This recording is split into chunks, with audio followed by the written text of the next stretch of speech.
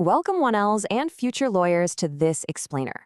Today, we're literally cracking open the vault on the multiple choice section of the California Baby Bar. We're going to use an authentic past exam, specifically real questions from the June 1980 first-year law students examination to really help you master that black letter law. Now, to give you the absolute edge you need to conquer this massive undertaking and actually pass the Baby Bar, please take a second to like this explainer, share it with your study buddies, and subscribe to our Law Office Study channel if you find today's breakdown helpful. We build these specifically to help you master the tricky nuances of the law.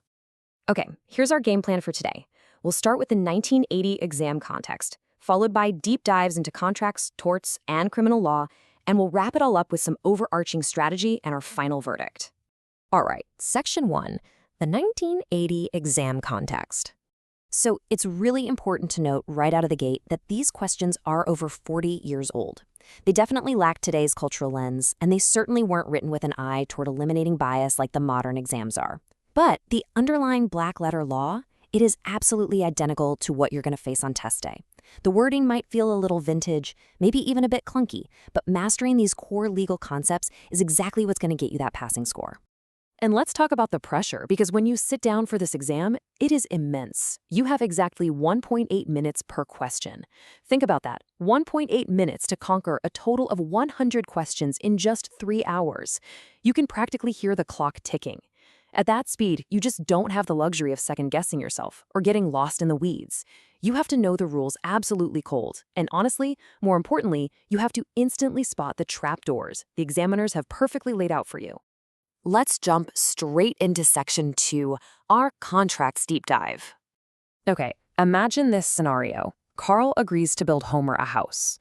Their original contract specifically calls for half-inch steel rods, but half-inch rods become scarce, so Homer says to Carl, hey, just use quarter-inch rods. Then a whole day passes. Crucially, before Carl actually goes out and does anything, before he buys materials or acts on that new instruction, Homer changes his mind again and demands those original half-inch rods. So the central question we have to answer here is, who wins? Is Homer legally locked into that change? The options the examiners give you are super precise. Option A says Homer waived the right to half-inch rods and cannot retract it. Option B claims the contract was outright modified, so Carl can use the quarter-inch ones. Option C says Homer waived the right, sure, but legally retracted it, meaning Carl must use the half-inch rods. And option D just says Homer's statement was totally ineffective. They're testing a really specific distinction here. Do you actually know the difference between a simple waiver and a full-blown contract modification? And here is the trap door. The examiners are totally baiting you into confusing a permanent contract modification with a simple waiver. A permanent modification requires consideration, right? And it would mean Homer absolutely cannot go back on his word. But did they actually modify the contract, or did Homer just temporarily waive a condition? Option B is the classic trap designed to catch students who are racing against that 1.8-minute clock. So let's scratch the trick answers and focus on the real battle. Permanent modification versus a retractable waiver. Well, because Carl hadn't spent a dime or changed his plans yet, Homer is completely free to retract that waiver. Under contract law, a waiver of a condition can be taken back as long as the other party hasn't materially changed their position in reliance on it.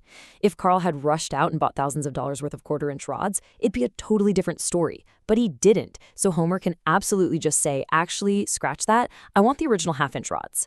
That means Carl must use the half-inch rods, making option C the undeniable winner.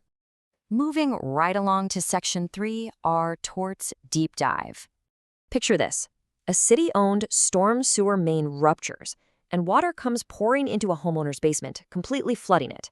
Now, we are in a jurisdiction with no governmental tort immunity, meaning the city can be sued just like any regular person. You need to issue spot this fast.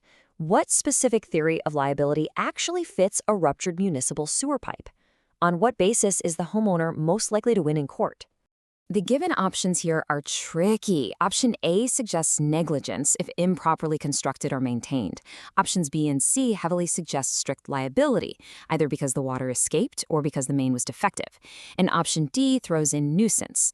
Now, your mind might immediately jump to famous strict liability cases like Ryland's with Fletcher. And trust me, that is exactly the bait they're dangling.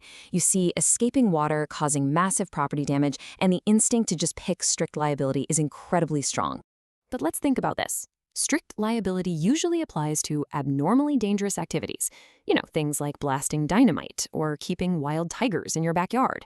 But everyday underground water pipes, those are common utilities. The sheer routine nature of a city's sewer system completely removes it from the realm of abnormally dangerous activities. That legal distinction right there immediately eliminates the strict liability traps hidden in options B and C. To actually win against the city here, the homeowner must prove a failure to exercise reasonable care. So option A is the right path. Dealing with a ruptured municipal utility line requires proving negligence in either its construction or its maintenance. You just can't win a judgment purely because the pipe happened to break. Always remember this for your exam strategy.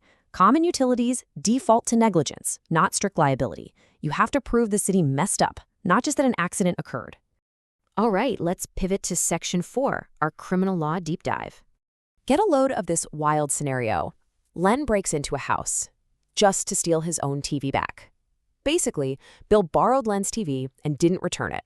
So Len gets fed up, goes over to Bill's house, forces open a window, grabs his own property, and just walks out. Now, he forced open a window, so we clearly have a breaking. He went inside, so we have an entering. But the million-dollar question, did Len actually commit common law burglary?